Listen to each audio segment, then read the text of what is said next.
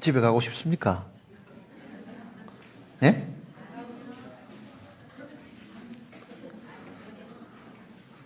분명히 가고 싶을 텐데.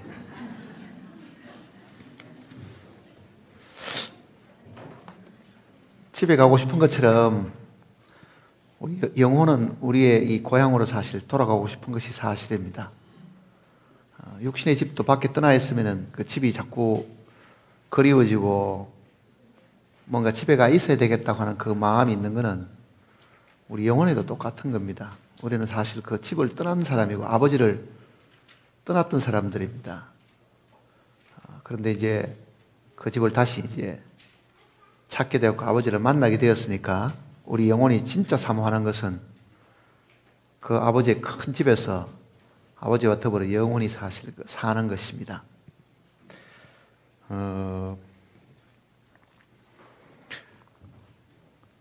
성경을 한쪽에서 치우쳐서 생각하면 예수님이 우리를 위해서 죽은 것은 꼭 죄 때문에 죽은 것이다라고 사실 생각하기 쉽습니다. 예수님의 죽음이 우리의 이 죄의 문제를 해결해서 반드시 죽으셔야 된다고 사실 생각하지만은요, 100% 그런 의미만 성경에 담겨 있는 것이 사실 아닙니다. 예수님의 죽음은 죄와 상관없이도 반드시 죽었어야 될 일이 한 가지 사실 있었습니다. 창세기 내용을 보면 하나님께서 아담을 먼저 만드시고 하와를 만드셨는데 아담을 깊이 잠들게 하심에 그 옆구리에서 갈비뼈 하나를 가지고 이 하와를 지으셨다고 했거든요. 예수 그리스도께서 아담이 장차 오실 이 예수님에 대한 예표면은요, 그때 이 하와가 만들어지기 위해 가지고 아담이 잠드는 것은요, 죄 때문에 잠드신 것이 사실 아니잖아요.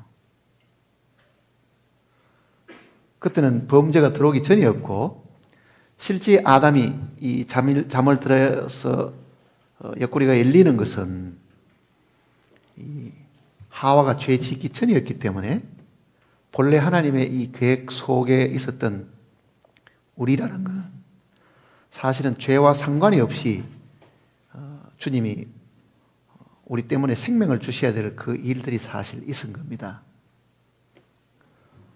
물론 우리는 타락을 했기 때문에 주님의 마땅한 죽음도 있어야 되지만은 본래 하나님의 처음 계획 속에는 우리가 생명을 얻는 것이 죄 문제 때문에 생명을 얻는 것은 아니었다는 겁니다. 그러니 우리는 본래 하나님의 이 창조하실 때 사람을 만드실 때 그 뜻을 먼저 기억을 해야 되지,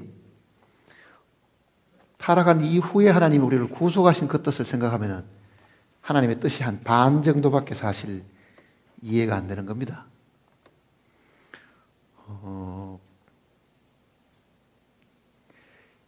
이 하늘의 밀에 대한 이야기도 마찬가지입니다. 밀은 피와는 사실 그 관계가 없는 거잖아요. 사실 엄밀하게 보면. 밀이라는 것은 죽어가지고 피가 나오고 하는 그런 이야기는 아니거든요. 그러니 주님이 이 땅에 와서 죽으셔야 되는 그 죽음은 반드시 우리 속죄 때문에만은 아니다 하는 이야기예요, 사실은. 주님이 이 땅에 오셔서 죽으신 그 죽음 속에는 생명을 주시기 위한 하나님의 본래 창조의 목적과 일치한다 하는 그 이야기입니다. 그러니까 이 두 가지 내용을 같이 우리가 잘 생각을 해야 이 성경을 한쪽으로 치우치지 않게 생각을 할 수 있습니다. 그러니까 창조의 목적을 한번 보시면요. 창조의 목적.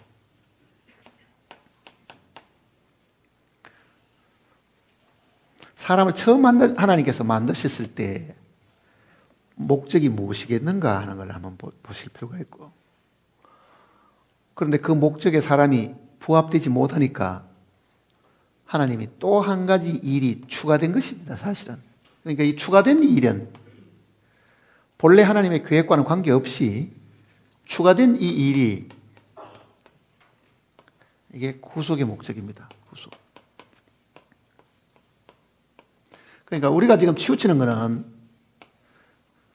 인간편에서 생각하면 어떻습니까? 내 같은 사람이 구원을 받았다. 영원히 죽음 마땅하고 심판받아야 될 내가 구원을 받았다 하다 보면은 우리는 여기에 훨씬 더 비중을 많이 두고 있죠. 그러니까 처음 하나님이 사람을 지으셨을 때의 그 목적은 그 인간이 처음 만들어졌을 때 타락하지도 않았고 처음 만들어진 그 인간을 향하신 하나님의 뜻은 무엇이었느냐? 이 뜻이 이 뜻보다 훨씬 더 큽니다. 이 뜻보다. 이거는 이 뜻의 부차적인 것이지만 이게 본래 하나님의 뜻이잖아요. 자, 하나님이 아담을 땅의 흙으로 지으시고 그랬습니다. 땅의 흙으로 사람을 지으시고. 그러니까 어떻게 보면은 껍데기 칩이 먼저 만들어졌는데 거기에 생기를 불어넣으시니까 사람이 생명이 된지라 그랬죠. 그 벌떡 일어났습니다. 이 시체가 일어나듯이 이제 생기를 불어넣으니까 사람이 일어났습니다. 그 사람은 하나님의 이 능력에 따라 가지고 처음부터 끝까지 완전한 사람인데요. 완전하게 지어지는데도 하나님이 그 아담에게 무언가를 이야기하신 내용을 우리가 들어보면 빠져 있다는 것을 사실 한 가지 알 수 있는 거예요. 뭐가 빠져 있었다. 흙으로 지어진 그 사람이 빠진 것이 뭐겠어요, 그게? 뭐가 빠져 있기 때문에 하나님께서 이 동산에다가 동산 가운데는 그러잖아요. 동산 가운데는 생명나무와 선악을 알게 하는 나무 있다. 뭐든지 먼저 언급되는 것이 성경에는 중요한 위치에 있는 겁니다. 사람도 먼저 언급되는 사람이 지도자고 인도자고요. 그 다음 사람은 그 사람 말을 듣고 따라가는 거예요, 성경에도. 그러니까 생명나무와 선악을 알게 하는 나무도 있다. 하나님이 먼저 더 사람으로 하여금 관심을 갖게 하시는 것은 선악과 있지 않고 생명나무에 있었습니다. 자, 아담이 분명히 숨을 쉬고 걸어다닐 수 있고 생각이 다 있는데도 하나님이 아담을 데려다가 이 생명나무 앞에 서 있게 한 것이죠, 사실은. 그 말은 육신적으로 이 완벽한 이 아담 가운데에 한 가지 빠져 있은 것이 있었음을 암시하는 겁니다. 뭐가 빠져 있었습니까? 이 동산 가운데 모든 나무의 실과를 네가 임의로 먹어야 되는 것이 뭐냐 하면은 자기 앞에는 제일 중요한 이 생명나무의 열매를 먹어야 되는 거예요. 그러니까 아담은 육신의 생명은 있었지만은요, 이 생명나무가 주는 생명은 없었습니다. 그 생명나무는 하나님 자신이고 그 생명나무의 열매는 예수님을 두고 하는 이야기잖아요. 우리는 하나님을 먹을 수는 없지만 예수님은 먹을 수 있는 거예요. 예수님을 먹어야 예수님과 같은 생명을 우리가 가질 수가 있다. 그 얘기입니다. 왜 그러면 처음 만들 때부터 하나님이 그 속에 하나님의 생명을 넣어주시면 되지, 이거를 아담으로 하여금 선택하게 하셨는가? 그거는 오늘 우리가 선택하는 것하고 똑같은 거예요. 하나님이 지은 모든 사람을 무조건 생명을 주셔가 하나님과 더불어 영원히 살려고 하는 것이 아니라 아담도 이거를 자기가 선택해야 될 자기 의지를 하나님께서 주신 거예요. 하나님과 더불어 나도 영원히 살겠습니다 하는 자기 뜻이 있으면 선악과를 안 먹고 생명나무 과실을 먹었을 텐데, 그거는 가만히 생각해 보니까 그 생명나무 과실을 먹는 것보다는 선악과 먹는 것이 더 자기에게 유리하겠다고 생각한 거예요. 그러면은 이 일은 실제 아담이 타락하기 전이잖아요. 아담이 타락하기 전에도 그에게는 생명이 사실 영원한 생명이 없었습니다. 그러니까 예수님이 이 땅에 오셔가지고 우리를 위해서 이루신 일은 구속을 통해서 우리를 깨끗게 하고 죄만 정결케 하신 것이 아니라 아담이 먹지 못했던 그 영원한 생명나무의 그 열매이신 주님을 우리로 하여금 먹게 하고 그 주님이 우리의 생명이 되게 하는 또 하나의 이제 목적과 첨부된 그 일이 사실 있은 것이다. 그래서 부활의 새 생명을 얻는다는 그 말은 그 생명을 얻는 것이 본래 하나님의 목적이었다. 죄 사함 받는 것은 그 다음 이야기였어요. 사실은요. 죄 사함 받는 것은.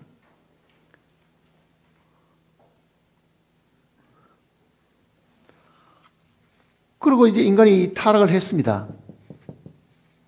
쫓겨났지요.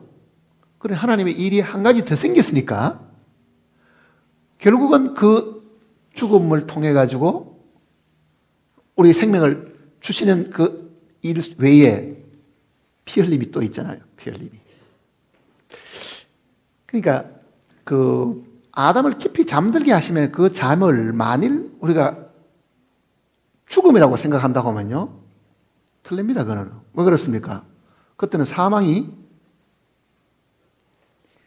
죽음의 결과로 온 것이 아니죠. 그러니까 아담이 깊이 잠든 것은 죄의 결과로 깊이 잠든 사망이 아니었습니다. 그거는요. 그렇게 보면 죄 사함 받았다. 나 이제 주님의 보혈로 죄 사함 받았다. 그것이 더 감사하겠습니까? 생명 얻은 것이 더 감사하겠습니까? 그게 본래 하나님의 본래 우리를 만드신 창조의 목적이라고요. 그 뜻이 더 큰 뜻이었습니다. 사실은요. 더 큰 뜻인 거예요. 그러니까 구원을 받은 것은 하나님이 처음 사람을 지으신 위치가 여기라고 한번 생각해 봤어요. 여기인데 요 지은 위치가 여기인데 요 제가 서 있는 여기인데요. 여기서 여기까지 올라가야 되고 왜냐하면 생명을 먹어야 하나님처럼 저 위에 하나님 더불어 살겠죠. 이 위에 올라가기 전에 하늘나라에 올라가기 전에 여기서 툭 떨어져가 이미 들어가 버린 거예요. 그러면은 하나님이 다시 나를 끌어가지고 이 위치에 올라와야 되겠죠. 이 위치에 올라오는 것이 뭐냐면은 죄 없는 상태잖아요. 이제 죄 없는 상태.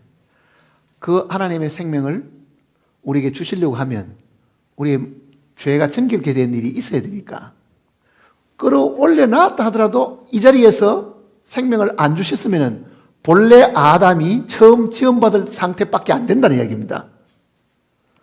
내가 죄 사함을 받았다고 하면은 죄 사함 받는 것이 만일 나의 목적이라고 하면은 아담이 범죄하기 전에 그 상태로만 된 것이지 여전히 뭐가 없습니까? 생명은 없잖아요. 그러니까 내 죄 사함 받았다, 내 깨끗해졌다 한다고 하면은 본래 아담이 타락하기 전 상태밖에 안 되는 거죠.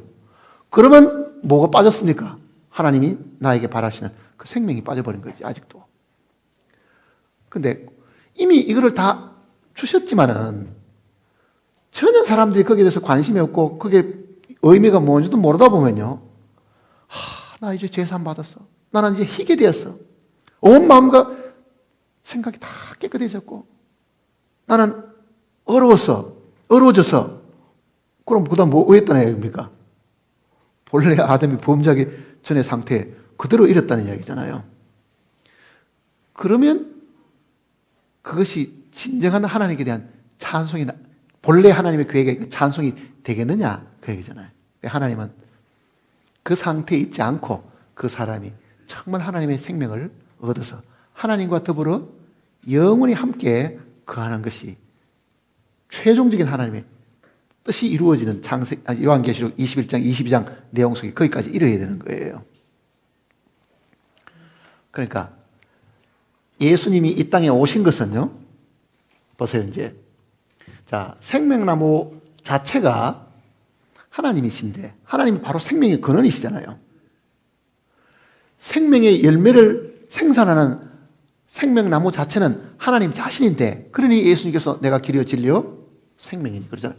자, 자체인데 나무를 갖다 먹는 사람은 아무도 없습니다.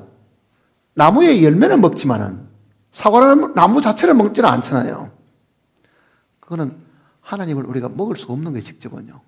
하나님으로서는 우리가 받아들일 수가 없으니 그 나무에서 나온 열매를 먹게 되는데 그 열매가 예수님 자신이에요. 사실은요. 예수님이 내가 하늘로부터 왔다. 아버지께서 보내서 왔다. 그 말은 생명으로부터 보냄을 받은 생명 자체거든요. 그러니까 예수 이 땅에 오셔가지고 나를 믿는 자는 영생을 얻었고, 예수님의 이야기 속에 그 요한복음 내용을 자세히 보면은 나를 믿는 자는 죄 사함을 받겠고 이렇게 표현을 안 했습니다. 안 그래요? 우리가 잘 기억하고 있는 요한복음 3장 16절도 뭐라고 그럽니까? 세상을 사랑하사 독생자를 주셨으니 이는 저를 믿는 자마다 멸망치 않고 영생을 얻게 하려면, 죄 사함을 얻게 하려면, 그 말이 아니잖아요. 영생을 얻게 하라. 나를 믿는 자는 영생을 가졌나니, 영생을 가졌나니, 영생을 가졌나니. 왜? 하늘에서 땅으로 내려오셨을 때 그가 우리에게 주시려고 하는 것은 생명이거든요. 생명. 그러니 나를 먹어야 너희가 하나님과 같은 영원한 생명을 가지게 된다. 먹어야 된다. 먹어야 된다. 그러잖아요. 그러니까 우리의 이 편협된 생각으로 자기 중심적으로, 인간 편에서 자기 중심적으로 생각하면은 자기가 경험한 것을 최고라고 생각하지만은, 그렇다 해서 그게 성경 전체고 하나님 뜻 전부 다를 자기가 알고 있는 건 아니잖아요. 그러니까 하나님의 뜻은 우리가 하나님과 같이 영원히 사는 것인데, 하나님은 영존하신 분인데 우리는 영원히 살 수 없는 사람이기 때문에 영원히 살 수 있는 생명을 주시려고 하는. 그러니까 그 생명을 자기 속에 가지고 오셨는데, 이 하늘의 미랄로 생명을 가지고 오셨는데, 그 생명을 나누어 주려고 하면은 껍질을 벗기고 나누어 주시는 거예요. 껍질을 벗기고. 그게 하늘의 미랄이 땅에 떨어져 죽으면 그러잖아요. 그러니까 예수님의 죽음은 생명을 우리에게 터뜨리고 모든 사람에게 나누어 주시기 위해서 죽는 죽음이지, 그것이 꼭 우리 죄 때문에 죽는 죽음은 아니다. 물론 죄와 관계도 있습니다. 우리가 거기 타락을 해버리기 때문에. 그러나 미랄 이야기 속에는 피 이야기가 전혀 들어있지 않은 것은 본래 하나님의 그 계획을 이야기하는 거예요. 본래 하나님의 계획을. 하늘의 미랄이 땅에 떨어져 죽으면 많은 열매를 맺고, 죽으면 죄사함을 받고, 이렇게 표현하면은 죄사함 받는 우리로서는 속이 시원하겠죠. 죽으면 많은 열매를 맺는다. 아니, 죽으면 열매 맺는 거는 뭐? 그러니까 예수님이 죽으셔야 그 생명을 나누어 줄 수 있어가지고 그 생명을 받은 많은 아들들이 생겨나게 되고, 본래 독생자였던 그분은 이제는 맏아들이 되고 나머지는 지체가 되어가지고 많은 아들을 통해 하나님이 영광을 받으시려고 하는 것이다. 그 얘기입니다. 그러니까 이제는 예수님은 더 이상 맏아들이, 아니 독자가 아니고 맏아들이 되신 거잖아요. 맏아들이. 예수 그리스도께서 자신이 혼자 계실 때는 독생자 한 명밖에 없는 아들이었지만 많은 아들이 생기니까 예수님도 우리 보고 뭐라고 말씀하셔야 되겠어요? 예? 형제라고 이야기하잖아요. 형제. 같은 생명을 가졌다는 이야기입니다. 마태복음 28장 한번 보세요.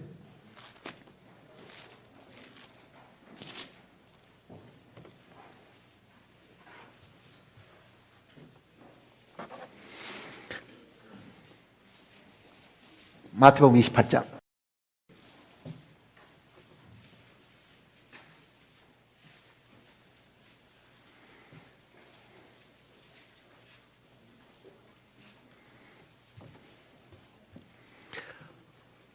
(5절입니다) 28장 5절. 천사가 여자들에게 말하여 이르되 너희는 무서워하지 말라. 십자가에 못 박히신 예수를 너희가 찾는 줄 내가 아노라. 그가 여기 계시지 않고 그가 말씀하시던 대로 살아나셨느니라. 와서 그가 누우셨던 것을 보라. 또 빨리 가서 그의 제자들에게 이르되 그가 죽은 자 가운데서 살아나셨고 너희보다 먼저 갈릴리로 가시나니 거기서 너희가 배우리라 하라. 보라 내가 너희에게 일렀느라 하거늘. 자, 부활한 이후에 하나님의 천사가 나타나서 너희가 여기 있지 말고 갈릴리로 가라. 본래 그분이 살아있을 때 내가 죽고 부활하면은 갈릴리에서 만나자고 이야기한 거 아니냐. 그러니 너희가 지금 여기 있지 말고 갈릴리로 가라. 지금 그렇게 이야기합니다. 그 다음에 또 뭐라고 합니까? 빨리 가서 그의 제자들에게, 자, 천사는 예수님의 제자들에게라는 이 제자라는 표현을 썼습니다. 그런데 9절 보세요. 9절. 예수께서 그들을 만나 이르시되 평안하냐 하시거늘 여자들이 나아가 그 발을 붙잡고 경배하니 이에 예수께서 이르시되 무수하지 말라. 가서 내 제자들에게 이렇게 말해야 될 것 같죠? 뭐라 그럽니까? 내 형제들에게 갈릴리로 가라 하라. 거기서 나를 보리라. 천사는 제자라고 표현을 했지만은요, 부활 이후에 주님은 부활 이전에 그 제자들을 뭐라고 불렀습니까? 형제들에게 이렇게 부른 거예요. 왜 그렇습니까? 그것이 본래 하나님의 목적이었습니다. 많은 아들을 얻으시는 것이 하나님의 목적이잖아요.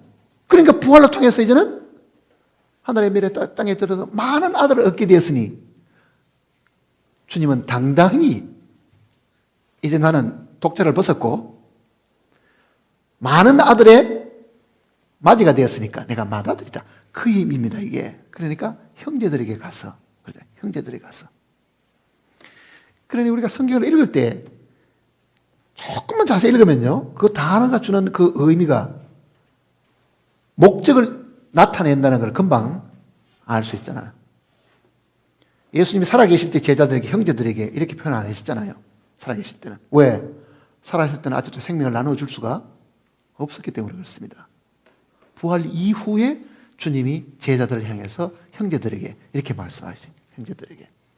이 요한복음 내용 속에도 있습니다. 요한복음 20장을 한번 보세요.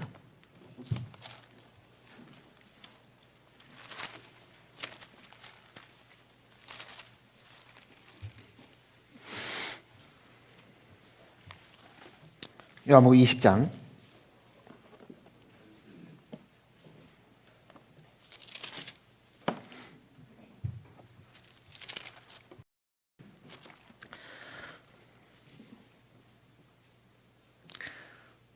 17절입니다. 20장 17절. 같이 읽어보겠습니다. 예수께서 이르시되 나를 붙들지 말라. 내가 아직 아버지께로 올라가지 아니하였느니 너는 내 형제들에게 가서 이르되 내가 내 아버지 곧 너희 아버지 내 하나님 곧 너희 하나님께 올라가라. 본래는 그 하늘 아버지에게는 아들이 하나밖에 없었으니까 그분을 아버지라고 부를 수 있는 것은 예수님밖에 없었잖아요. 마찬가지죠. 독생자가 이 아들이 한 명밖에 없으니까 그 아들만 하나님을 아버지라고 부를 수 있는데 이 내용은 어떻습니까? 내 아버지, 너희 아버지잖아. 왜? 니도 이제는 그분의 아들이 되었으니까. 나는 맞이고 너는 지차들이 되었으니까. 그 이야기입니다. 하나님의 목적은 한 완전한 예수 그리스도를 통해서 많은 아들을 얻는 것이 그분의 목적입니다. 사실은 많은 아들을 얻는 것. 예수님에게만 하나님과 같은 생명이 있는 것이 아니라 아담도 분명히 하나님의 이 생명나무 열매를 먹고 아담도 분명히 하나님의 아들이 되기를 사실 원하셨는데 그 인간 아담은 거기에 이르지를 못했지요. 그래서 하나님께서 자기의 아들을 보내셔서 죽으심으로 그 생명을 터뜨려가지고 믿는 모든 사람들이 아들이 되어가지고 예수님의 아버지를 우리의 아버지로 부르게 하셨다. 그 얘기입니다. 히브리서 한번 보세요.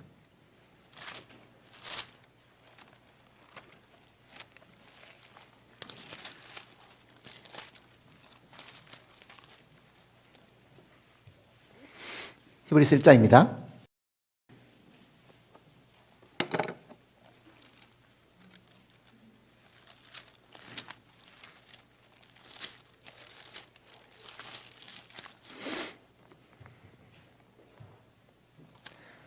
히브리서 1장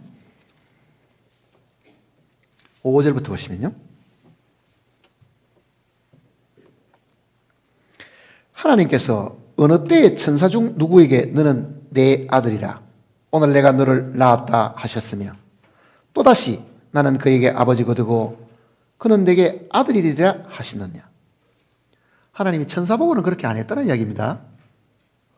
하늘의 영물들인 이 천사들에게는 그렇게 아들이라는 표현을 쓰지 않았는데 6절 보세요. 또 그가 맏아들을 이끌어 세상에 들어오게 하실 그때에 모든 천사들은 그에게 경배할지어다. 맏아들을 이끌어 세상에 들어오게 하실 때에 그때는 주님이 이제 재림하실 때겠죠. 그때는 독자로 오시는 게 아니고 독생자로 이 땅에 오시는 게 아니고 어떻다는 이야기입니다. 맏아들로 오시게 된다. 로마서를 다시 보시면요. 로마서 8장을 한번 봅시다.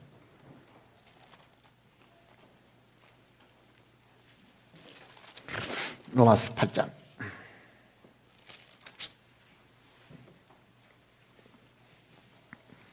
29절입니다. 8장 29절.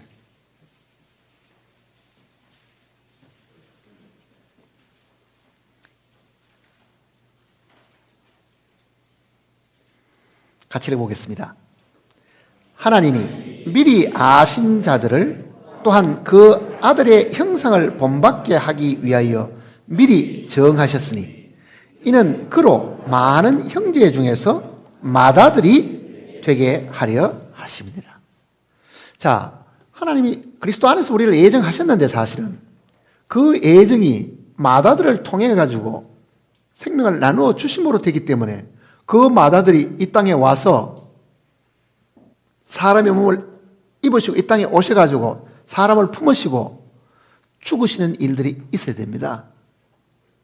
그래야만 생명이 나올 수 있는 거잖아요. 그러니까 지금 이 시간 이후에는 우리가 믿는 주님이 더 이상 독생자가 아님을 확실히 알아야 됩니다. 그렇잖아요. 내가 없고 네가 없고 구원받은 사람이 없으면 여전히 독생자겠지만은 이제는 하나님의 그 생명을 받은 사람이 이 지구상에 많고 여기도 많이 앉아 있는 거예요. 그러니 예수님이 초림 때는 분명히 독생자였지만은 부활 이후에는 더 이상 독생자가 아니시다. 그 얘기입니다. 아니시다. 많은 아들 가운데 맏아들이 되셨다. 그걸 우리가 분명하게 생각을 해야 됩니다. 많은 아들 가운데 우리가 그 중에 아들이 되었다. 자랑스럽습니까? 하나님의 아들 된 게 자랑스러우냐고요. 한번 생각해 보세요. 임금 있는데 임금 아들이 되어가지고 어디 걸어간다고 생각하면은 뭐 쭈삣쭈삣하고 뭐 두렵고 뭐 겁나고 뭐 그렇겠느냐고요, 사실은요. 그러니 성경은 우리로 하여금 당당하고 확신에 차 있고 항상 기뻐하고 그것이 왜 그런 이 말씀이 있는가를 이유를 이제 조금씩 이해를 하셔야 됩니다. 우리로 하나님 자기와 같은 생명을 주셔서 영원히 하나님과 더불어 살게 하신 그 하나님을 생각하면 내가 비록 이 땅에 있는 동안에 가난하고 좀 못생겼고 좀 배운 것이 없고 지금 남에게 종살이하는 그런 위치에 있다 하더라도요, 그 영원히 하나님 받은 그 생명을 생각하면 어떻습니까? 구원받지 못한 내 상전보다는 그래도 내가 더 영광스럽다는 걸 생각하면은 남의 종살이하는 그 기간 동안에 고민 괴로워하고 답답하고 그럴 필요가 뭐 있어요? 종살이하는 그것도 마음에 즐겁고 남을 섬기고 있지만은 그 영혼이 얼마나 자유롭고 평안하고 당당하면은요 웃음으로 그걸 할 수 있겠느냐 그 이야기잖아요. 그러니 하나님의 아들 된 이 사실을 정말 마음에 감사하고 기뻐하면은 우리는 이 세상을 살아갈 때 그렇게 서글프게 불행한 사람처럼 그렇게 살지 않습니다.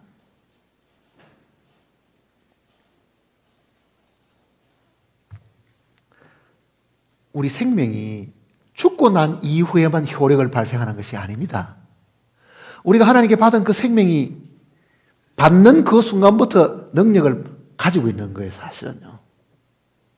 하나님의 생명이 우리 속에 있다. 정말 우리가 온전히 순종하면요, 그 하나님의 생명은 분명히 능력을 발산하는 거예요. 생명 자체가 힘이니까. 거대한 코끼리를 한번 보세요. 그 큰 통나무 같은 코를 가지고 이렇게 감아 올려가지고 들고 가는 그 힘이 이 지구상에 어느 장사가 코끼리만한 힘을 가지고 있겠냐고요. 코끼리 생명이 우리 생명하고 다르기 때문에 그런 거죠. 만일 우리가 가진 생명이 하나님의 생명이면은 지금 내가 못하는 그 능력도 그 생명 속에 있습니까? 없습니까? 들어있다 그 얘기잖아요. 그런데 왜 우리가 이 땅에 있는 동안에 그 생명을 못 나타내 보이는가? 이 생명을 가로막고 있는 우리 육신 때문에 그렇고 우리 혼 때문에 그런 거예요. 이게. 그것이 나올 수 있도록 여건을 우리가 만들어 놓지 않는 거예요. 그것이 주님 옆에 온전히 순종하고 맡기는데 사실 그게 있다 하는 그걸 여러분이 아셔야 됩니다. 그 능력이 자유롭게 나올 수 있도록끔. 그러니까 완전한 능력이야 이 육신까지 완전히 벗어버리고 부활할 때 다 나타나겠지만은요, 주신 그 생명의 능력을 이 땅에서도 우리가 조금 기회 있을 때마다 경험을 하려고 하면 그 생명을 분명히 나타내 볼 수가 있습니다. 사람이 가지고 있는 힘은요, 혼의 힘이었습니다. 혼의 힘. 본래 하나님이 처음 사람을 지으신 다음에 생기를 그 코에 불어넣으신 사람이 생명이 된지라 그러잖아요. 생명이 된지라.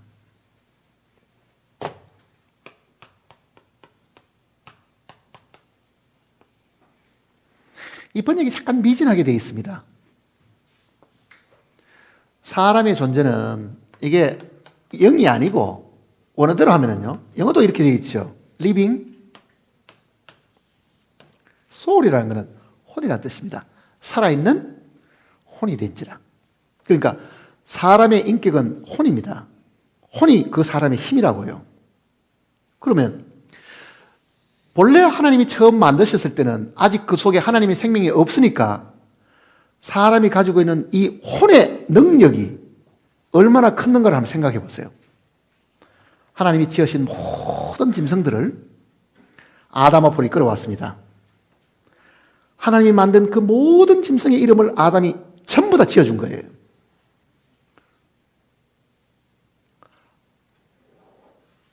아담이 하나님의 생명을 얻기 전에 자기 생명, 혼의 생명을 가지고 지금보다도 멸종 안 된 그 짐승들까지 합치면 훨씬 더 많았겠죠.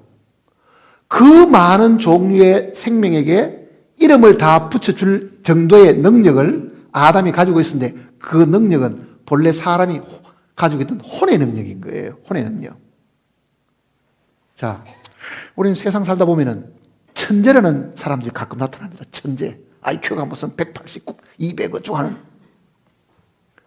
정말 놀랄만한 천재들이 가끔 나타나죠. 가끔. 어떤 사람은 자폐증이 걸린데도 옐로북, 전화번호 체크, 전화 다 외우는 사람도 있다고요. 다 기억해가는 사람들.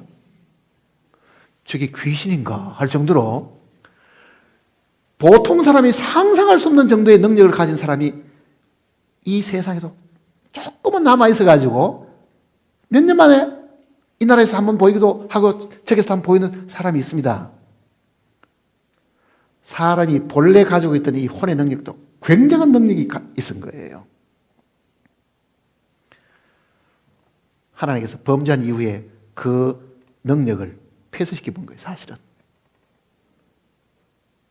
잠재력이 되어본 거예요. 잠재력, 감춰진 것이 되어버린 거예요.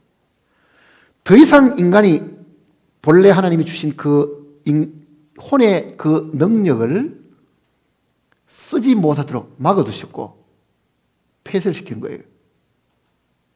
그러니 오늘 지금 우리가 머리가 나쁘다든지 무슨 기억력이 부족하다는 것은 범죄의 결과들입니다. 사실은.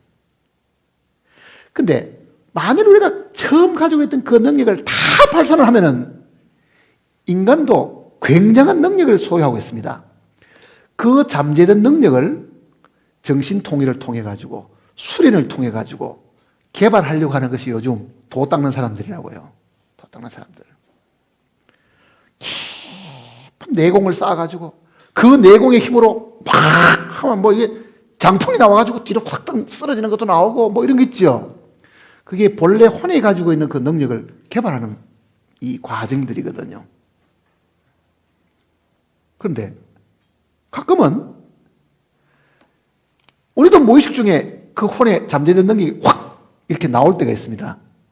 위기를 당하면은요. 자, 집에 불이 났다. 좌우 결을 생각할 것도 없었습니까? 막 끄집어내고 던지고 막 하죠. 불 다 끝나고 난 다음에 집에 집어넣어 보려고 그러면 들 수도 없는 이 가구들을 밖에 다 끄집어내 놓고 정신차리가 다시 집어넣어 보려고 그러면요. 이거는 도저히 들리지도 않은 거예요, 이게 사실은요. 그게 본래 혼이 가지고 있던 능력이라고요. 혼이 가지고 있던 능력. 자, 위기가 상륙했을 때는 잡념은 하나도 없고 오로지 뭐만 있었겠어요? 정신 집중만 있었겠지요, 사실은. 정신 집중만. 그러니 그 혼의 능력도 가끔씩은 나타나는데 그 혼의 능력을 다시 개발해서 인간 본래의 능력대로 사는 것은 하나님의 뜻이 아닌 거예요.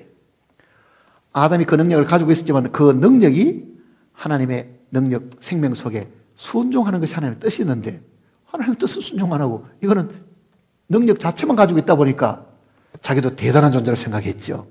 나도 하나님처럼 될 수 있다. 그래서 넘어간 거예요, 사실은.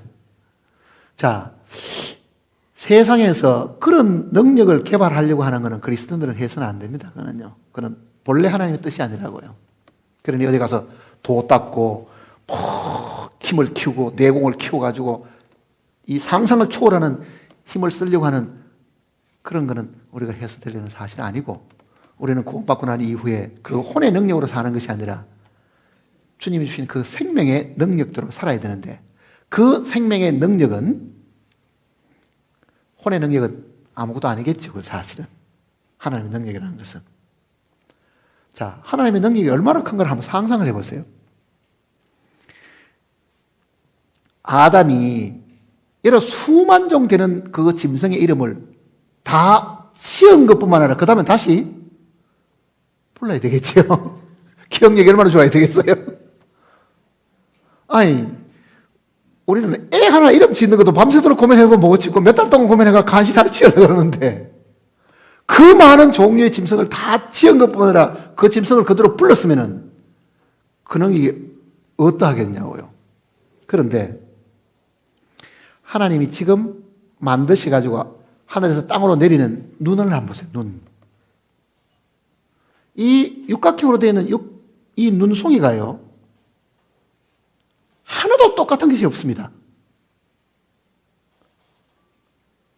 신기하지요? 그게 무늬로 이렇게 되어 있는데 그 무늬가 태초부터 지금까지 내린 눈도 마찬가지고 지금 내린 눈도 그렇고 앞으로 내리는 것도 모양이 똑같은 거는 하나도 없습니다. 그게 하나님의 지혜입니다. 능력이고. 손금 같은 사람이 아무도 없잖아요.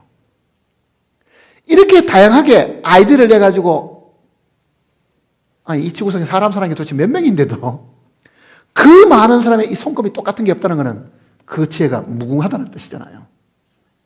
무궁하다는 얘기죠. 우리가 그 생명을 얻었고 우리가 부활의 몸을 입으면 천사와 같이 된다 그러잖아요. 굉장한 능력을 소유한 생명으로 바뀌는 거예요, 사실은요.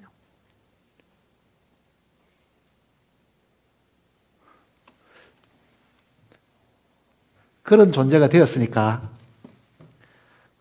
정말 감사하고 사셔야 됩니다. 항상 감사해야 될 이유가 어디 있는지 아시겠죠, 이제. 예. 그러니 좀 괴롭더라도 이건 아무것도 아니고 오히려 나를 더욱더 단련시키고 정말 하나님 앞에 나를 더 겸손하게 만들어서 능력이 나타나게 하려고 하는 환경이다. 그렇게 생각하고 살면은 이 세상도 잠깐 웃으면서 살 수가 있습니다. 자,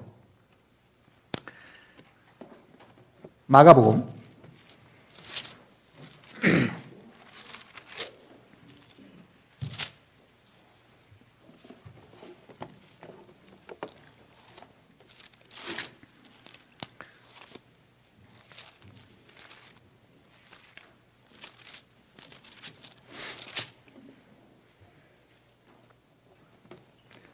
14장을 보시면요.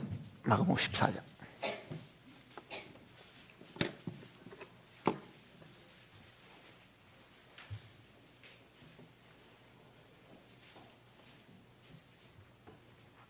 3절입니다.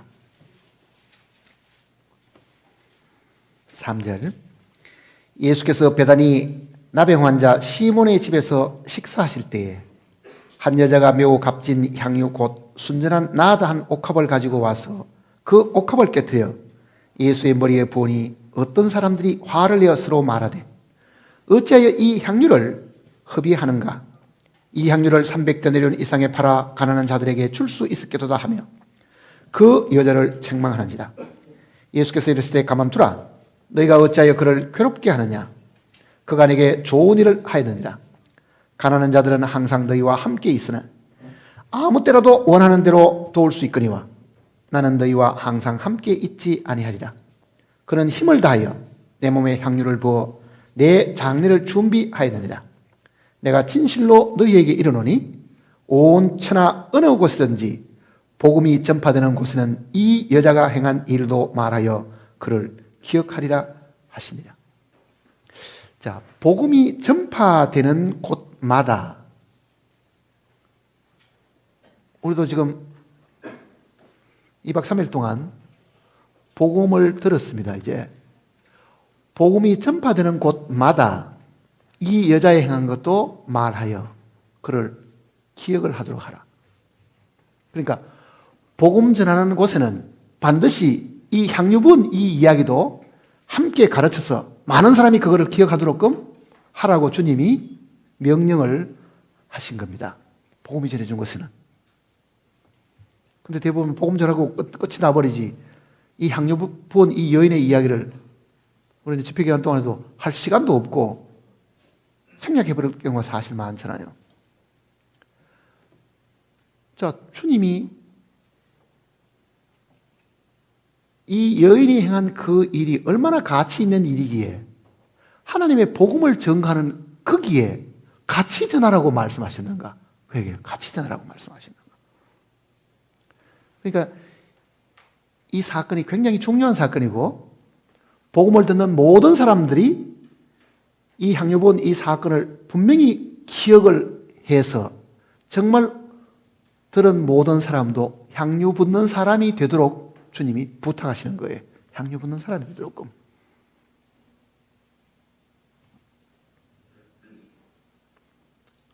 나는 죄 사함 받았어. 정말 너무너무 기쁘고 좋아. 그렇지만 그 사람은 지금까지 한 번도 향유를 부은 적이 없을 수도 있습니다. 정말 주님의 몸에 구원받고 난 이후에 한 번도 향유를 붓지 못했던 사람들은요, 정말 주님 만나면 너무너무 죄송하고 부끄럽고 어디 숨을 곳이 좀 숨었으면 하는 그 생각을 들 거라고요. 주님이 특별히 이 이야기를 하신 데는 목적이 있습니다. 목적을 두고 말씀하신 거잖아요. 이게 무슨 뜻인가를 한번 봅시다. 이제 이 이야기는 마태복음에도 있고 요한복음에도 있는데 그 세 곳의 이 내용을 같이 이렇게 잘 비교해 보면은 이 여인을 비난하는 사람이 누군가 하는 것도 나옵니다. 자, 3절 보세요. 예수께서 베다니 나병 환자 시몬의 집에서 식사하실 때에 한 여자가 매우 값진 향유 곧 순전한 나드 곧 옥합을 가지고 와서 그 옥합을 깨뜨려 예수의 머리에 부으니. 이거는 예수님께 예고를 하지 않았습니다. 예수님, 내가 집에 귀하게 모시고 있는 향유가 이거 한 옥합이 있는데 이거 내가 예수님 몸에 한번 부어 드릴 테니까 언제 기회를 주시면 제가 갖다 붓겠습니다. 그렇게 예수님하고 짠 것도 없다고요. 예수님은 식사하고 있고 식사하고 있는 중에 예수님도 모르는 사이에 가서 머리가 갖다 부은 거예요, 사실은. 그러니 이거는 짜여진 이야기가 아니고 이 여인의 자발적인 행동이었습니다. 식사하는 중에 가서 만일 향유 붓는 거를 무슨 계획을 했으면은요, 그래, 내가 준비가 됐으니까 시작해라. 뭐 이렇게 했겠죠, 이제. 근데 식사하고 있는 중에 갖다 부었으니 이거는 정말 어떻게 보면 돌발적인 것 같기도 하고 예수님한테 한 번도 물어보지도 않고 이 여인이 혼자 결정한 이야기잖아요. 혼자 결정한 거예요.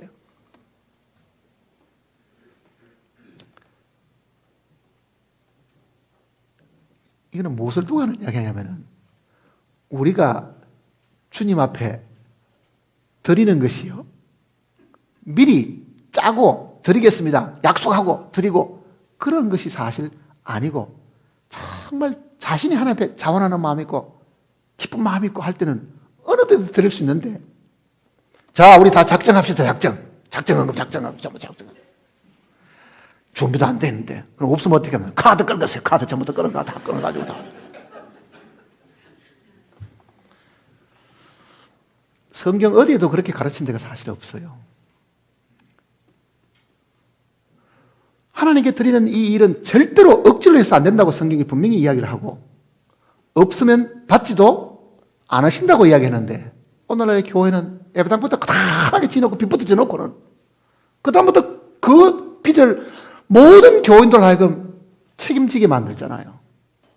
그거는 어떤 경우든지 하나님 앞에 헌금이 안 됩니다. 그럼요.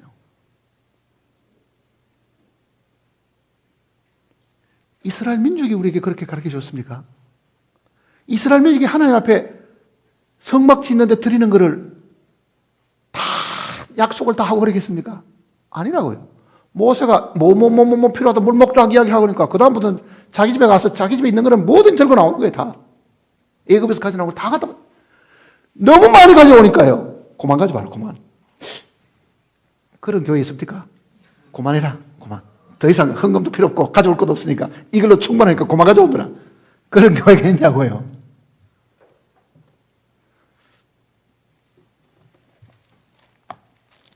고린도후서를 보세요.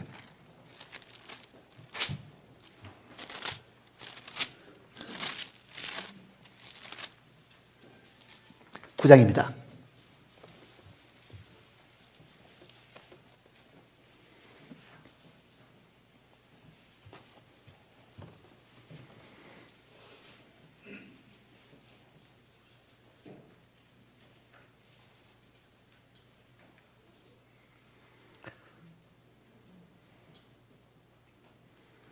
고린도후서 9장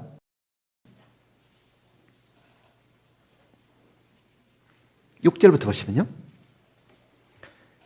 이것이 곧 적게 심는 자는 적게 거두고 많이 심는 자는 많이 거둔다 하는 말이로다. 각각 그 마음에 정한 대로 할 것이요.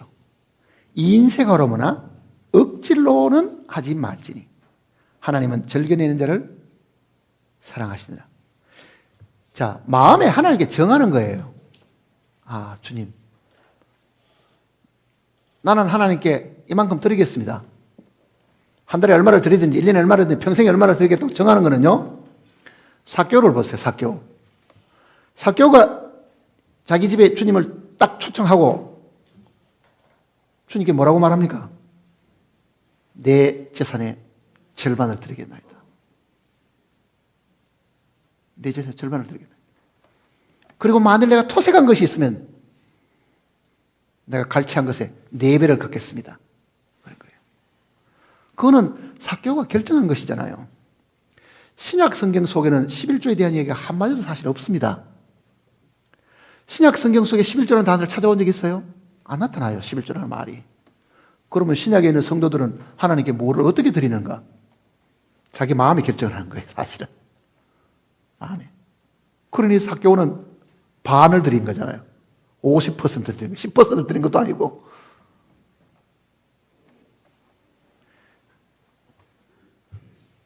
그러니까 정한 것이 있고 그 정한 것을 내더라도 억지로도 하지 말고 인색함으로도 하지 말고 하나님은 없으면 받지 않으신다. 그래서 없으면 받지 않으신다.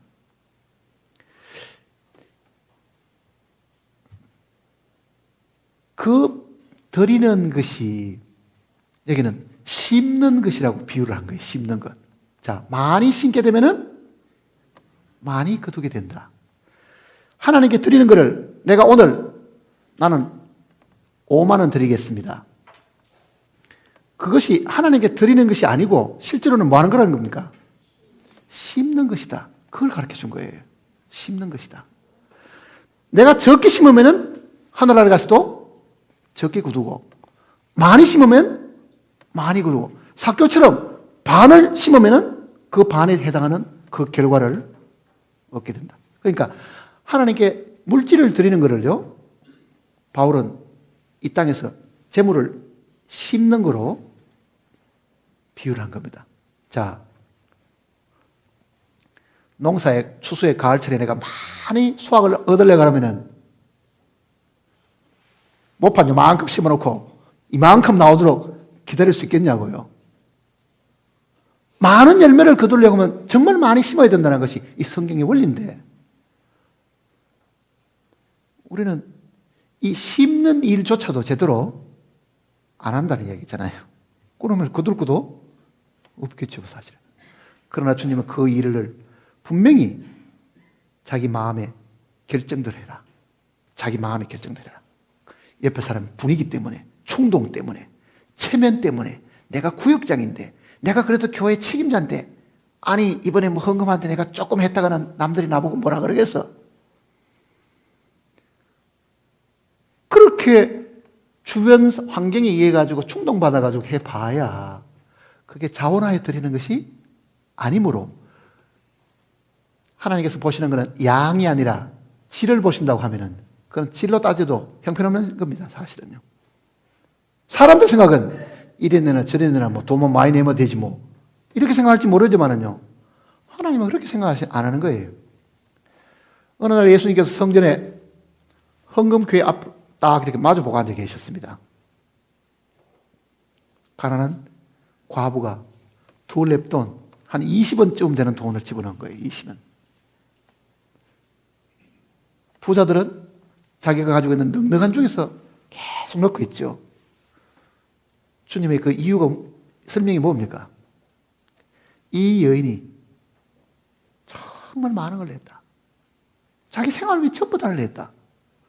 부자들은 여유로움 속에서 일부를 냈겠지만은 이 사람이 가지고 있는 그게 전부 다다, 이게 전부 다. 삭개보다도 더 많이 냈습니다.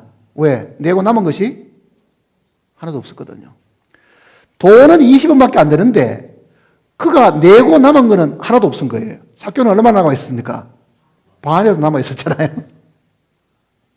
그러니 하나님이 보시는 거는 얼마를 내었느냐가 아니고 내고 남은 거는 왜 남겨놨느냐를 물어보시는 거예요.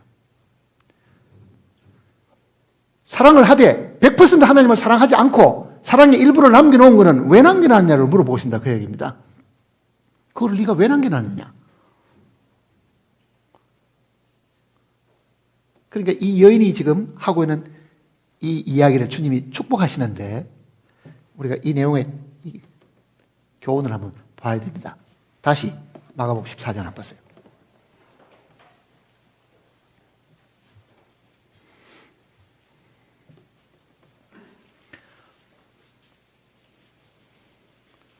마가복음 14장 3절입니다.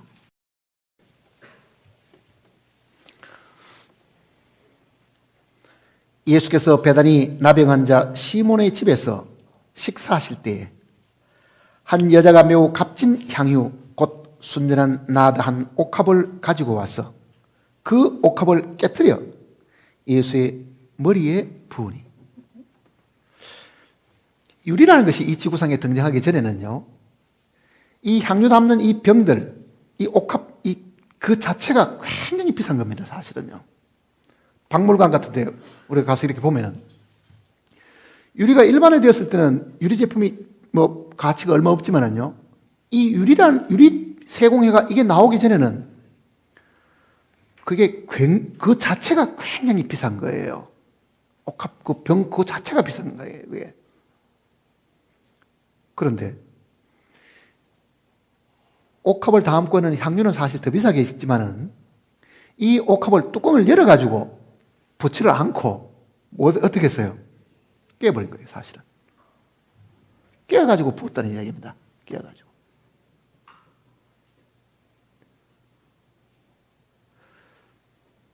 정말 귀하게 생각하는 것을 주님께 부어드리기 위해 갖고는요, 향유야 주님께로 가겠지만은 병은 어떻게 됐습니까? 자기가 다시 되가져올 수도 있고 집에 보관할 수도 있겠죠. 자기가 소중히 여기는 것을 그는 아까워하지 않고 그대로 버려버린 거예요, 사실은요.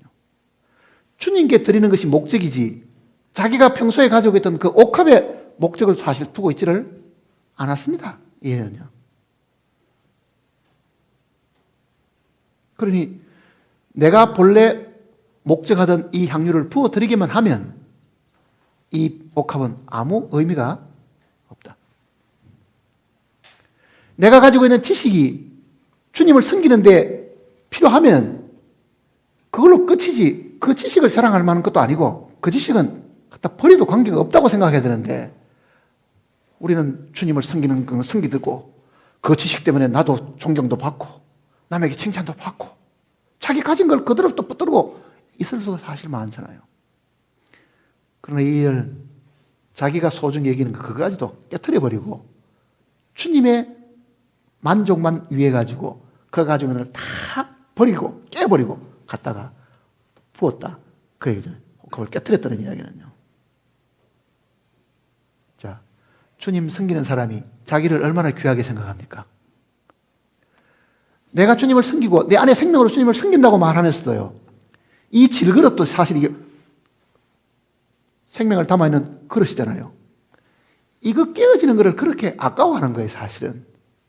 육신이 깨어지는 것을 그렇게 아까워하는 거예요. 이거는 이대로 살려놓고 주님을 섬길 수 있는 방법이 없겠는가? 이거를 깨버려야 되는 게 사실은요. 육신이 깨어져야 된다. 부서져야 된다. 그 얘기잖아요. 그러나 우리는 조금만 깨어지는 것도 겁을 내는 거예요. 조금만 상처받는 것도 얼마나 아까워하고 괴로워하고 그러잖아요. 자, 어쩌면은 우리는 이 여인이 가지고 있던 향유보다도 더 귀한 하나님의 영을 우리가 가지고 있습니다. 네? 이 질그릇 속에 보배를 가졌다 했으니까 하나님이 우리 주신 이 생명은 이 질그릇 속에 담겨져 있는 이 보배인데, 이 보배가 나오려고 하면은 이 향유처럼 하나님의 영이 나오려고 하면은 밖에 있는 것을 어떻게 하라는 이야기입니까? 깨트려야 된다는 이야기잖아요. 깨트려야 된다. 그런데 이건 안 깨지고 뚜껑 싹 열어가지고 싹 그렇게 내기를 바라는 거는요, 오늘 우리가 사람들에게 조롱받고 비난받고 상처받는 것을 싫어하는 거예요, 사실은. 자존심 때문에, 명예 때문에. 그러니 그 자기 자존심과 자기 명예를 지키기 위해 가지고요, 얼마나 ang하는 일입니까? 조금만 요거 더 먹어도 어떻게 지가 나한테 그럴 수 있어 하고 그만 한마디 열마디씩 대꾸 해줘야 되죠. 원망을 하게 되죠. 금전이 요만큼만 손에 입어도 왜 내 돈 안 갚아 하고 또 소리 지르지요. 그러니 우리는 이 옥합을 너무 귀하게 여기다 보니까 정작 생명을 부을 방법이 없는 거예요. 생명을. 우리 생명을 주님께 부어드려야 되는데 이거를 못 부어드리는 거예요, 사실은. 그러니까 구원받은 모든 사람들이 이 안에 있는 주님의 생명으로 주님을 섬겨야 되는데, 이 생명이 나오게 하려고 하면 밖에 거를 먼저 부수어야 되는 겁니다, 사실은. 이 여인이 옥합을 깨뜨렸지 이걸 부수어야 되는 거라. 뚜껑을 열지 말고 부수지 않으면 여전히 이거를 내가 붙들고 귀하게 생각할 가능성이 사실 많아요. 자, 얼마나 부서졌습니까? 한번 이야기해 보세요. 얼마나 내 자존심이 깨어지고 얼마나 내 명예가 깨어지고 부서지고 상처받고 억울한 소리 당하고, 그것도 주님과 주님의 복음 때문에. 그래야만 이게 향유가 나오는 거예요, 사실은요. 향유가. 그러니 이 표현이 뚜껑도 열지 않고 깨트렸다는 거는요, 우리 자신이 깨어져야 되는 걸 이야기하는 겁니다. 자신이 부서져야 되는 거예요.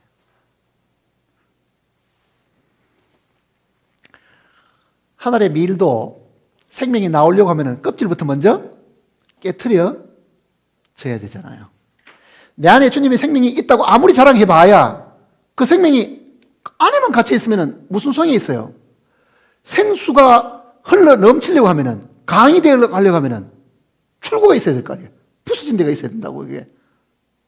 그러니 주님의 생명은 우리 안에 모시는 것이 아니라 흘러 넘치게 해야 되는 것이 하나님의 뜻입니다. 하나님의 넘치게. 그러니 많이 부서진 사람이 많은 향을 내보낼 수가 있습니다. 조금 부서지면 향이 요만큼 조금 나오겠죠. 조금. 다 부서지면 온 방에 가득할 만큼 꽉 차게 될 겁니다. 그러니 이 여인이 귀하게 생각하는 그 옥합까지도 깨어버렸다는 것을 우리가 기억을 해야 돼요. 상처받기 좋아하십니까? 다 싫어하죠, 뭐. 오늘 부장님이 어떻게 오늘 스트레스 받아서 죽겠어! 그러죠? 스트레스 받아서 죽겠어!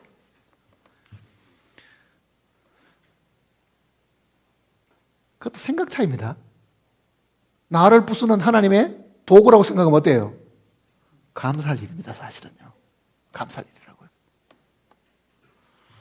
잔느 기용이라는 그 여인이 그 자기 글 속에 그렇게 이야기했어요.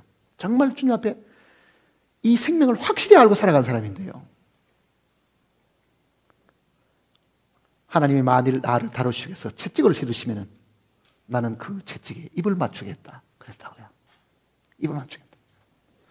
나를 부수기 위해 가지고 환경이 나를 채찍처럼 나를 치면은 나는 그 채찍에다가 입을 맞추겠다. 그런 사람이 있습니까? 나를 괴롭히는 사람이 하나님의 도구로 하나님이 나를 다루시는 채찍으로 등장을 했다고 하면은 나는 그 사람 앞에 입을 맞추겠다. 그 이야기잖아요. 입을 맞추겠다. 그러니 우리 앞에 사는 사람 중에도 확실하게 이 생명을 가지고 사는 사람들이 많이 있었어요. 그 생명을 표현하고 사는 사람들도. 그런데 우리는 유독히 그런 부분에 대해서는 너무너무 인색하죠, 사실은. 너무 인색한 거예요. 환경이 나를 어렵게 만들더라도 이거는 저절로 생긴 것이 아니고 하나님이 허락해서 온 것이고 이 어려움과 이 시련이 나에게 주어진 것은 하나님 나를 다루시고 부수기 위한 것이다. 그러니 하나님 앞에서 그거를 감사할 줄 알면은 부서지고 향이 나오게 된다는 이야기입니다. 그 다음부터 한번 보세요, 이제.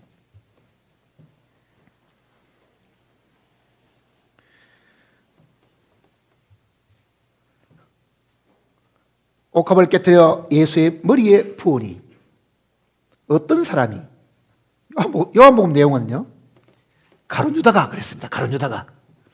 그러니까 사도 요한은 유심히 봤겠지 누가 그러는가 싶어서. 그러니까 사도 요한은 가룟 유다가 나섰어. 딱 이렇게 이야기한 거예요. 자, 가룟 유다가 앞서서 이야기하니까 나머지 제자들도 따라가지고 지금 똑같은 이야기를 하는 겁니다. 그러니까 먼저 선창한 사람은 누구냐? 가룟 유다였습니다. 요한복음 내용 읽어보면은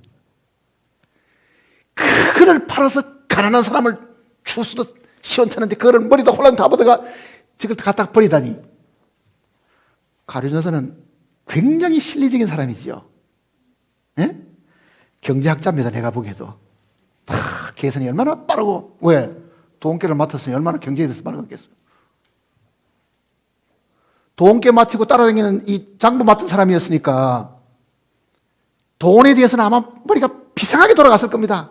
아니 저기 대충 따져봐도 저기 300데나리온이 되는데 300데나리온. 예수님 당시에 1데나리온은 노동자의 하루 품삯입니다. 하루 품삯. 그러면은 300데나리온이면은 안식일 50몇 번 빼버리면은요 1년 동안 벌어가다 하나도 안 쓰고 그 향료 한 나도 사는 정도밖에 안 돼요. 1년치. 매일 가서 일해가지고 한 푼도 안 쓰고 다 모은 돈을 지금 예수님께 다 갖다 부었다 그 얘기잖아요. 그러니 경제에 밝은 이 가룟 여자는 저 바보 같은 짓 하나 어떻게 저렇게 바보가 그게 얼마나 비싼 건데 그거 팔아가지고 가난한 사람을 도와줘야 돼. 그러면 빛이 났을 텐데. 구제사화하는 것이 목적입니까? 남 도와주는 것이 그리스도인의 목적이냐고요? 그렇지 않습니다. 이 땅에 그리스도인들이 할 수 있는 일이 밥 못 먹는 사람 어디 무슨 배급소 만들어가지고 밥 나눠주는 일이 교회의 고유한 목적도 사실 아니라고요, 그게.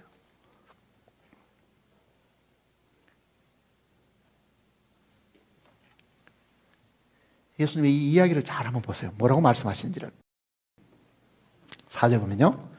어떤 사람들이 화를 내어 서로 말하되, 그러니까 가론유다가 선창을 하고 옆에 있는 사람 제자들도 같이 따라가지고 이제 동조를 하는 겁니다. 어찌하여 이 향유를 흡입하는가? 이 향유를 300데나리온 이상에 팔아 가난한 자들에게 줄 수 있었겠도다 하며 그 여자를 책망하는지라. 300데나리온 이상 되는 팔아서 가난한 사람, 한번 봅시다. 가룟유다가 정말 가난한 사람 돕고 싶은 마음이 있었겠어요? 예? 선생도 팔아가 돈 챙기는 사람인데 그 사람이 정말 돈이 있으면 가난한 사람 챙기는 사람이겠냐고요. 이거는 목적을 위해가 대의명분을 떠올려 세우는 거라 사실은. 예? 왜? 뭐 대의명분이 있어 사람들이 동조를 할 거 아니에요. 동조를 다. 명분 있는 명분을 만드는 이야기라고요. 그리고 그 명분 뒤에 숨어가지고 전부 다 신리를 챙기는 거거든. 공산주의가 꼭 그랬잖아요. 공산주의. 함께 생산하고 공동 분배하고 이론상으로 그게 얼마나 멋지고 좋아요. 그 공산주의 주도했던 인간들은 1인 독재에서 1당 독재 만들어가 저거 다 차지해버리고 결국은 인민들은 그 옛날이랑 똑같이 가난하게 다 만들어버리고 그런 거예요. 결국은 그 명분은 뭐냐? 민중을 위하고 백성을 위하고 그걸 내세운 거죠. 이 가룟유다도 똑같이 그렇게 한 거예요. 이걸 팔아가 가난한 사람을 줬으면 하고 이게 명분을 내세우는 거예요. 선동하는 사람은 반드시 그렇게 합니다. 교회 안에서 선동하면 반드시 그렇게 하는 거예요. 교회를 위해 가지고. 뭘 교회를 위한 거예요?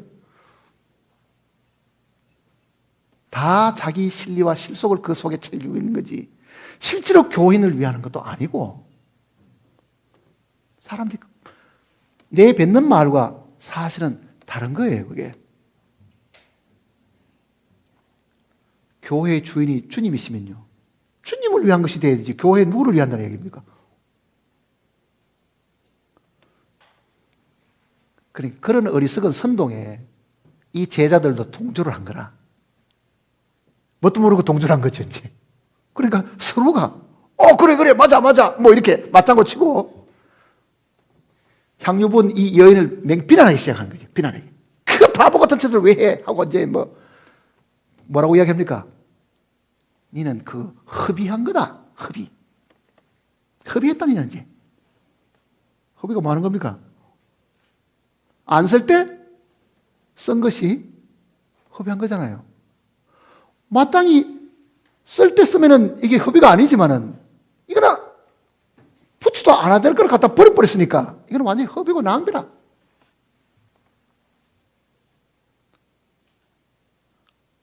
5원만 주면 살 거를 500원 주면은 낭비입니까? 아닙니까? 이거는 쏘간 거고 어떻게 보면은 흡입이라고 이것도. 제자들 눈에는요 300데나리온이 예수님보다도 어떻습니까? 더 가치가 있다 이렇게 생각한 거죠. 향유 300데나리온 되는 그보다도 예수님이 더 못하니까 거기다가 갖다 부으면은 이거는 흡입이고 예수님이 만일 가치가 이만하다고 하면은 300데나리온이 흡입니까 아닙니까? 이거는 제자들이 주님을 바라보는 시각이 틀렸던 거예요, 사실은요. 가룟유다를 포함해가지고. 길거리에 거지에게 예를 들어서 돈 100원 줘가지고 보낸다. 불쌍하게 돈 100원 주고 보낸다. 그런데 돈 100원 주는 걸 어떤 사람이 보고 그 흡이다. 그렇게 말하면은 어떻게 돼요? 돈 100원만큼도 거지가 안 된다. 그 얘기잖아요, 사실은. 그런데 임금 옆에 가서 한 1,000만 원 드렸습니다. 아이고, 우리 임금님 나를 보살핀데 이 1,000만 원 갖다 쓰세요. 그거 흡이다. 그런 사람 있습니까? 국정을 운영하는 그 왕의 위치에 있는 사람에게 돈을 갖다 바치도요. 이 왕의 지위나 권위를 생각하면은 아무리 많이 갖다 바쳐봐야 그 왕의 권위만큼 못 미치니까 이거는 흡의가 아니죠. 그러니 제자들 생각은 자기들 앞에 있는 예수님보다도 향유가 더 귀하게 생각된 거예요. 향유가. 그러니 향유 붓는 이 일은 바보 같은 짓이고 이게 어리석은 짓이고 이게 완전히 낭비하는 짓이다. 허비다 이렇게 한 거죠.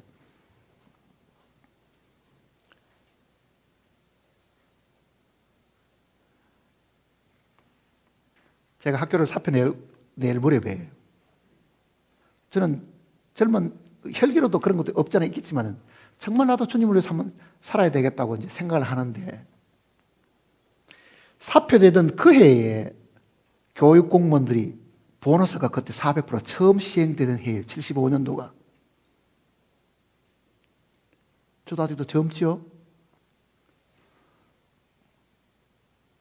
내가 사표 내고 교회 일을 한다는 것을 교회 일을 하게 될 거라는 것을 학교의 선생님들도 안다고요. 이제 나보고 뭐라 그런지 알아요? 지금 이제 교직 공무원도 살기 좋게 이제 보너스도 이렇게 나오고 하는데 왜 사표 내느냐고. 교회 일이라 뜸뜸이 하면 되지. 그걸 온통 다 전생애를 거기다 다 부어가지고 그거 할 일이 그게 뭐 그게 사람들 사실 일반적인 생각이잖아요.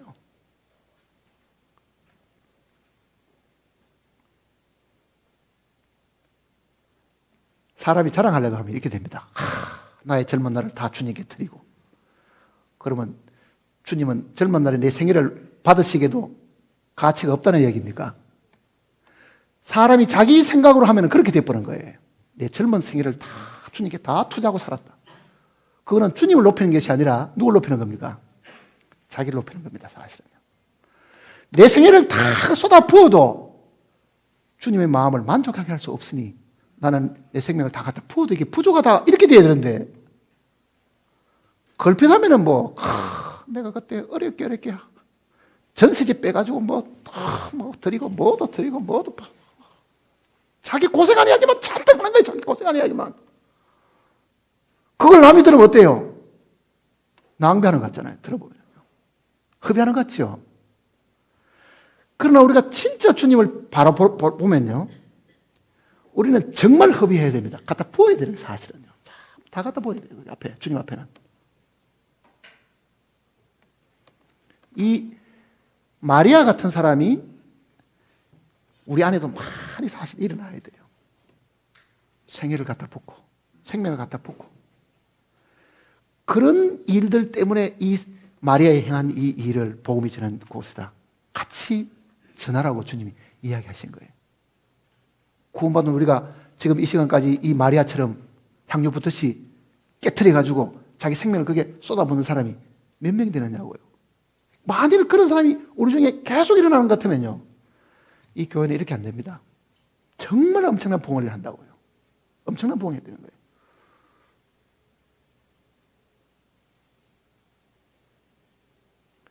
자식들 키울 때 뭐라 그럽니까?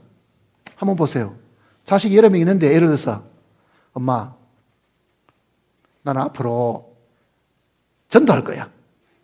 목사되가 전도할 거야. 그러면 뭐라 그랬습니까? 야 그거 해갖고는 안 된다. 너 머리 좋으니까 너 컴퓨터 그 전공하든지 몰라. 나는 그런 거 싫고 나는 앞으로 교회 가서 봉사하고 교회 가서 전도하고 살 거야. 그러면은 아마 구원받은 부모도요 뜯어 말리는 사람이 많을 겁니다.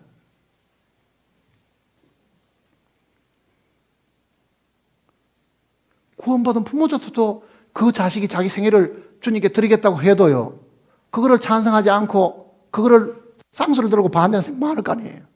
그건 고생길이 훤하니까 그거 하지 말고 더 기술을 배우든지 뭘 하든지 이게 정말 편하게 살 수 있는 길. 그런 부모니까 그 부모가 주님 앞에 어떻게 살았겠어요? 자식도 말리는 부모가 자기가 주님 앞에 어떻게 살았겠냐고요. 그러니 우리는 이 내용을 읽어보면 정말 이게 부끄럽게 짝이 없는 거예요. 이 여인보다도 사실 못하잖아요. 뭐 여인이 우리보다 못하다 그 말이 아니라 제자들도 이 향유 붓는 여자들보다 못한 거예요. 사실은요.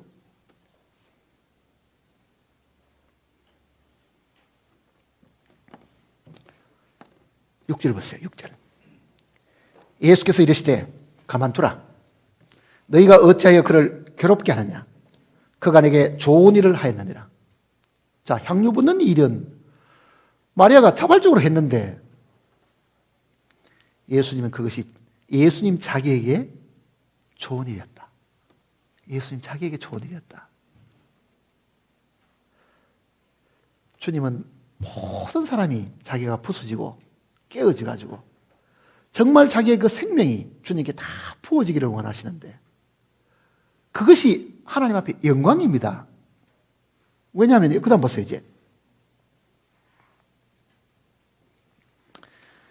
지금 이 마가복음 내용 속에는 그 구절이 지금 빠져 있는데 마태복음, 이 요한복음 내용 속에는 그 향유를 부으니 그 향유의 냄새가 방에 가득하더라 그랬잖아요. 방에 가득하더라.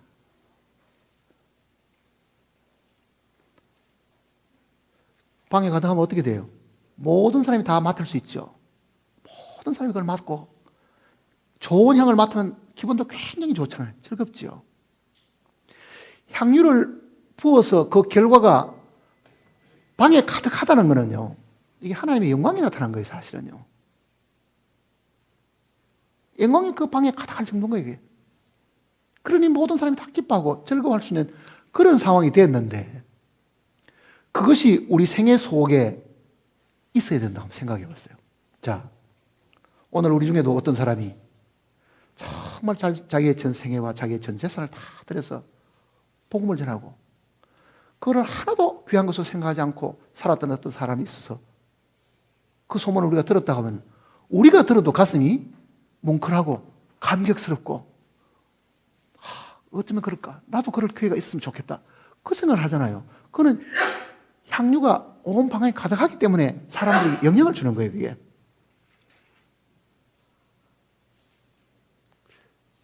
우리 중에 만일 이런 향유 붓는 사람이 여기저기 계속 있다고 하면은요, 많은 사람들에게 마음의 감동과 하나님에 대한 감사와 또 자극을 받아서 자기도 그와 같이 향유 드리는 사람들이 계속 일어나게 되지. 어떤 사람이 봉사 열심히 하거나 어떤 사람이 자기가 전 생활을 교회에 투자해 살고 주님을 위해 살려고 하면은 야야야 대충 해라 나도 옛날에 많이 해봤지만 뭐 그래 보고도 뭐 별거 없어. 오히려 말기는 사람도 있다고요. 말기는 사람도. 지금 이 마리아가 하는 이 일에 대해서도요, 그래서는 안 된다고 말기는 사람들이 많은 거예요, 사실은. 격려하기보다는 말기는 사람이 있다는 게 얼마나 이게 서글픈 현실입니까? 적당하게 해라. 적당하게. 너무 열심히 하지 말고. 그저 헌금도 너무 많이도 하지 말고. 너무 적게 하면 남들이 욕할 거니까 적당하게 하고. 시간도 적당하게 바치고. 적당하게 봉사하고. 나는 그리스도인들 입에서도 그런 이야기 하는 사람들을 가끔 들어요. 이 제자들이나 그 사람이랑 뭐가 달라요? 주님이 우리에게 적당하게 섬김을 받을 만한 존재이냐고요. 온 마음과 온 뜻으로 안 섬기고 적당하게 눈가림으로 기회 있을 때마다 조금씩 하는 척하고 그렇게 섬김을 받으셔야 될 분이냐고요, 주님이. 그렇지도 않는데도 겁도 없이 그런 말을 하는 게 사람들이에요. 주님을 섬기는 일이. 열심을 내는 사람한테도 그걸 못하게 하는 거예요, 사실은. 그 다음 또 보세요, 7절에. 가난한 자들은 항상 너희와 함께 있으니 아무 때라도 원하는 대로 도울 수 있거니와 나는 너희와 항상 함께 있지 아니하리라. 주님을 섬기는 것은 때가 있지. 그 기회를 놓쳐버리면, 향유 붓는 찬스를 놓쳐버리면 다시 부을 수가 없다. 자, 이 여인은 예수님이 살아있을 때 향유를 부어가지고 장사를 예비했는데 예수님이 죽고 난 다음에 향유 들고 온 여인들도 있었습니다. 그런데 부활하셨거든. 향유 부을 수 있었습니까? 없었습니까? 찬스를 놓쳐버렸잖아요. 모든 것이 때가 있는 거예요. 지금 우리가 주님께 부어드릴 수 있는 때지 영광 중에 오실 때는 부어드릴 수가 없습니다. 그거는요. 영광 중에 있을 때는. 그 영광 앞에 우리가 뭘 갖다 드리겠어요? 하나님, 내 버린 돈 가져왔습니다. 만왕의 왕으로 이 땅에 오시는데 그때 가서 우리가 주님을 섬길 수 있을 것 같아요? 뭘 드리면 받으실 것 같으냐고요? 우리가 주님을 섬길 수 있는 때는 지금이라고 사실은요. 재림할 때는 우리가 드리는 걸 받으시는 분이 사실 아닙니다. 오히려 우리가 수고한 것에 대한 것을 보상하고 갚아주시는 때지, 우리 손으로 성김을 받으시는 그때는 지금이라고요, 지금. 그러니 가난한 사람은 항상 너희와 있지만은, 언제라도 도울 수 있지만은, 나는 너희하고 늘 있는 것이 아니다. 늘 있는 것이 아니다. 오늘 그리스도인들이 서로 봉사하고 서로 협력하고 돕고 할 수 있는 것은 지금이지,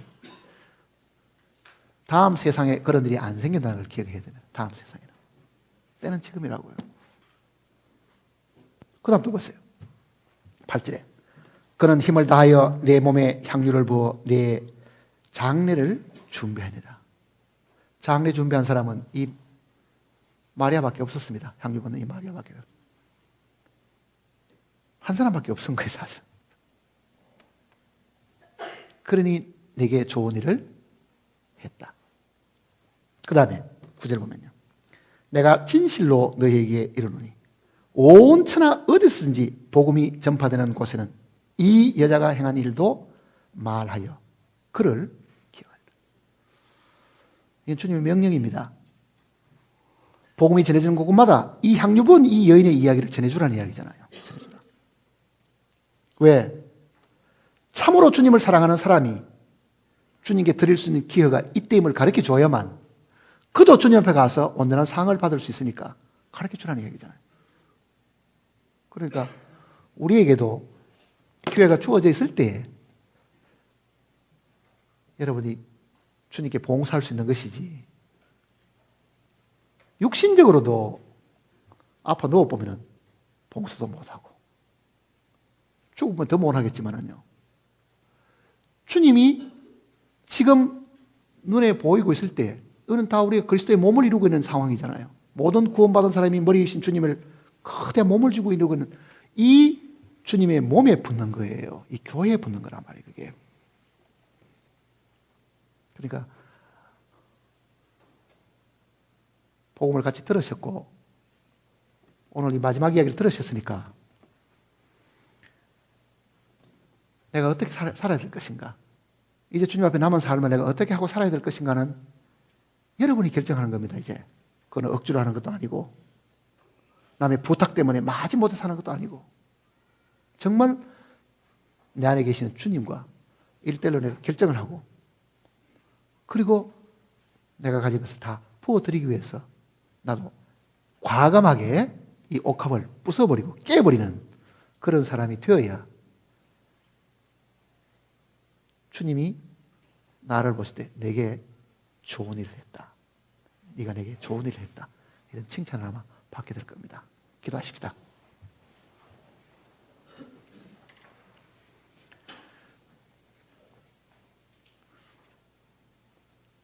아버지 하나님, 지난 이틀 동안 우리를 한자리에 불러주셔서